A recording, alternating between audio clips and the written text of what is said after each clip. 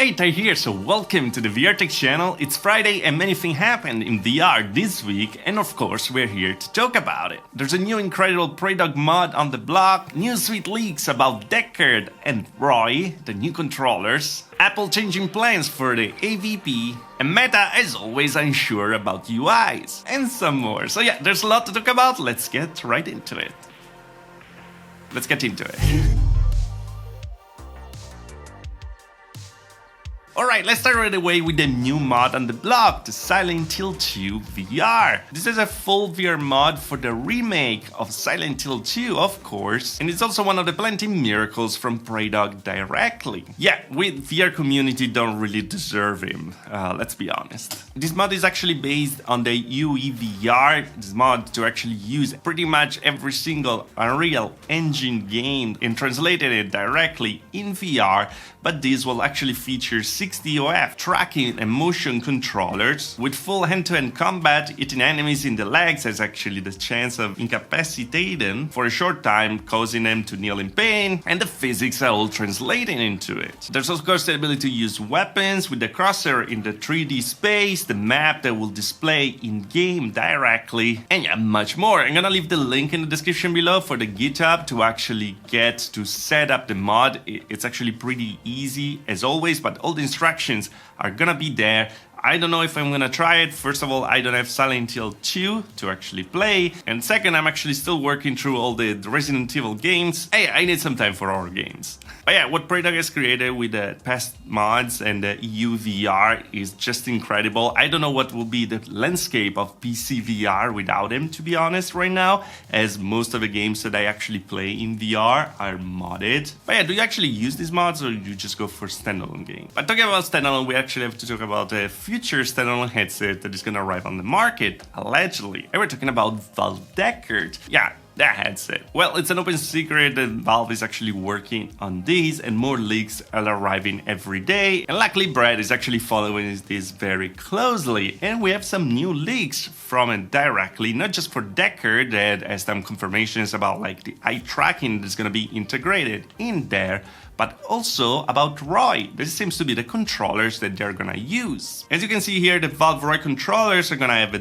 D-pad, bumpers, grips buttons, triggers, A, B, X, Y, system buttons, and some sort of strap. And of course, they're gonna be able to be tracked directly by the headset to be used in a 60 UF scenario. And apparently, there's also an OpenXR extension for these controllers that is still unreleased. So yeah, the situation will be very similar for what we have on Quest. Apparently, it's gonna run on ARM as well, but instead of Android, on Linux directly, and probably it's gonna be able to actually emulate all the games that we have on PC directly on the chipset, with something similar what we see on the Steam Deck nowadays. By the way, from what Brett said, the controller's Roy seems to be very far along when it comes to productization, if that's even a word, and already referenced this backend of Steam VR. I mean, these leaks keep coming, and we don't really know when Deckard is gonna actually show up. We kind of had a feeling that it was going to happen when the MetaQuest 3S was unveiled, because there's something that Valve did back in the days with the MetaQuest 2. I was at an event for Meta, and we actually all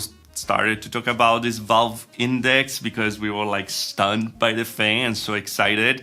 So it was just a very funny moment. But yeah, that clearly didn't happen during Meta Connect, and here we are still waiting. Hopefully it's gonna arrive soon, because we really need something to revitalize a bit the VR ecosystem nowadays. Because yeah, what seems is not really doing very well is Apple with the Apple Vision Pro. I mean, not well because they sold enough units for the high price that they had, but they're not actually selling so many units as they were expecting at the beginning, and because we're getting closer and closer to a new update for the Vision Pro, apparently with the M5 chipset, well, it seems like they're dying down with the production of the AVP, the Apple Vision Pro that we have right now with the M2. Because yeah, even Tim Cook said that this is not a product for everyone, and yeah, well, he's saying that so just the pros actually use it. Well, it's kind of not going in the direction that they wanted, luckily, because the price it's very, very high indeed. But yeah, apparently for the lackluster sales, Apple is actually cutting production enough to arrive to cease production completely at the end of the year, because they went from over 2,000 units sold a day to now 1,000 units a day apparently, and it's just going down. The industry estimated that Apple actually sold 370,000 units. That kind of pales in comparison with the millions of the Quest headset that were sold. This is what they say in the article, by the way. It's not really an apple-to-apple comparison,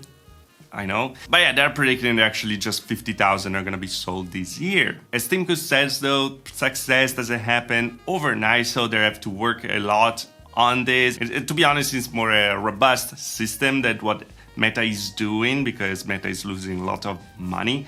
Actually, they're both investing in this segment in a different way. And the cool thing is actually updating their ecosystem little by little, and now special videos by the iPhone Vision Pro and 3D cameras can actually be used now in Final Cut Pro that supports spatial editing. Let's talk about Meta, shall we? Because earlier this week they actually showed off the operating system of Orion for the first time, because during Meta Connect they actually gave many demos to creators about these new, very futuristic classes, but nobody was actually able to see the operating system. The reality they're still working a lot on it. They actually showed this to show that this is not a proof of concept, it's actually something that is already functioning. But the very curious thing is that they actually used like 7 different kinds of UIs during the videos, and it's really not clear how we're gonna be able to use this in the future, if we are ever gonna be able to use it. Meta is very famous to actually changing the UI a lot of times. We always have new updates. So actually with V71 we should receive the new UI also for Quest. And it's curious that here they're going to many different directions, but it's also normal because they're studying a bit what's the best way to actually use a full AR headset with, hand tracking, eye tracking, and all the new interactions that we're gonna have in the future. This is an R&D product, so research and development. So while it's funny to see all these UIs happening, actually there's a reason for it, and it's to study which one is the best. And yeah, I think they all look very curious, and I just hope they move in a different direction from the one that we have on Quest right now, because it's really confusing when using different applications at the same time and multitasking. I still don't like it. But yeah, are you actually excited about Orion and all the new AR things that are gonna arrive in the future? Or you're fine with VR, or you like the approach of Apple with the VR headset that actually have a very high quality pass-through? Let me know in the comments below. I think that the Deckard stuff, it's very interesting, and well, we need to really just keep waiting. That's awful. But yeah, hopefully Valve will actually live up to the hype. Can they though? Anyway guys, as always, if you liked the video, if you didn't like the video, dislike, subscribe to the channel for more VR tech. If you really love the channel, the join button on there, later on further, also the Patreon. Thanks to the Patreon, so join the channel of course, and I see you guys next video. Thanks for watching. Ciao.